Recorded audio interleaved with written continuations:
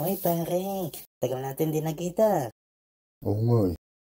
Kamusta na? Okay lang ako. Ikaw? Ito, long hair pa rin. Hehehehe. Oo nga eh. Saan ka nakatira ngayon? Sa magulang ko. Saan ba nakatira magulang mo? Sa bahay namin. Saan ba bahay niyo? Doon, sa katabi ng kapitbahay namin. Eh, saan ba yung kapitbahay niyo? Doon, katabi ng bahay namin. Ang gulo mo kausap eh. Anong magulo? Sinasagot ko lang yung tanong mo eh. Ganun ba ang tamang pagsagot?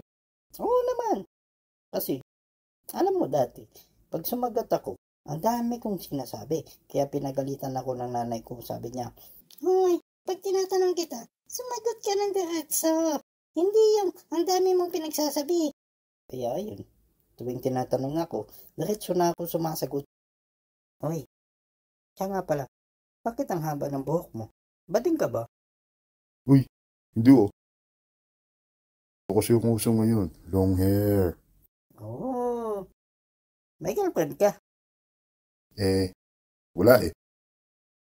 Pero, meron akong natitipuhan. Hingi nga sana ako ng tulong sa'yo para manligaw ako. Alam mo yung mga pick-up lines? Oo naman. Marami ako yan. Sige pre, bigyan mo nga ako para tatawagan ko yung crush ko. Magpipick up lines ako sa kanya. Ito gawin mo pre. Tawagan mo siya mamaya. Tapos pag sinagot niya, ito itatanong mo. Hello? Google ka ba?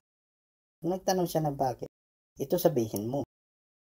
Kasi nasa iyo na lahat ng hinahanap ko eh. Pero girls! One eternity later.